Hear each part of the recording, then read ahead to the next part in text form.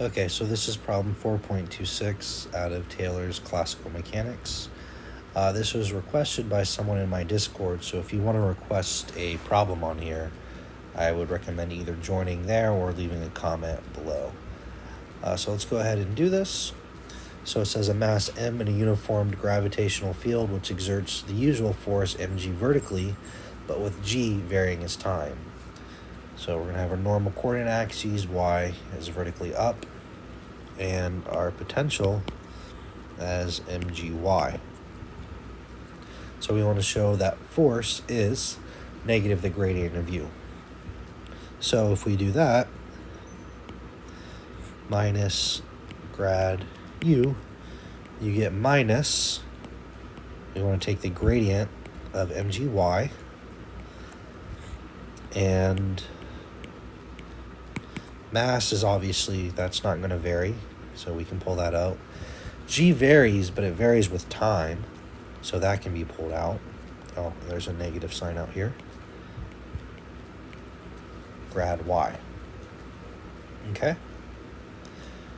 So y, that will be what's our position that is changing, that we will have to take the derivative of. And that's completely fine. The next thing we need to show is the energy. So our energy is 1/2 mv squared plus our potential u, which we know our potential u to be plus mgy. And we want to show that the energy E is not conserved. Okay? So to do that, we need to take a time derivative of energy.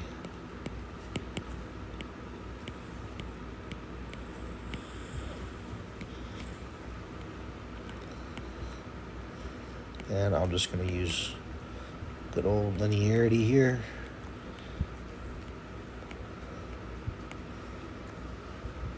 So here, if we do that, because velocity will change as y changes, so the 2 comes down, that'll be mv times the time derivative of v, or v dot, which we can just say is mva,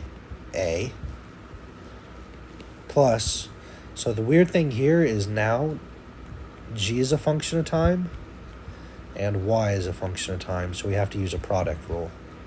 So the mass is still constant, so that's fine. And then what do we have? G y dot plus g dot y. Okay?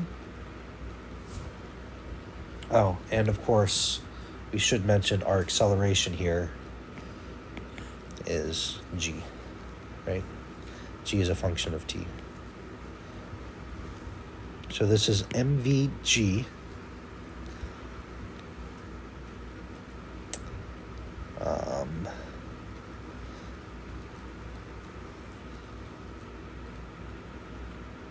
and we need to remember that g, so gravity is going to be, so since up is vertical, is up. Oops. Not sure why it looks like that. So when our gravity is pointing downwards, so this will be a minus, oops. Let's see if I can get this going here. This will be a minus because of the g. Plus mg, and then y dot is just v, plus my g dot. So this is obviously 0.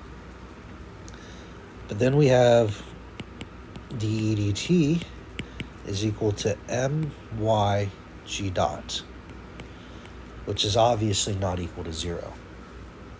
Which means since our energy is not changing over time, then since our energy is changing over time by this, then our energy is not conserved. So that is how we do that one. So hopefully that makes sense. And then we have our potential, which is 1/2 mv squared plus 2 pi r squared. So this is 1/2 mv squared plus 2 pi r squared. So hopefully that makes sense. It's mostly just kind of playing with energy and taking a time derivative and a product rule there. So if that did, please leave me a like and subscribe, and I'll post more.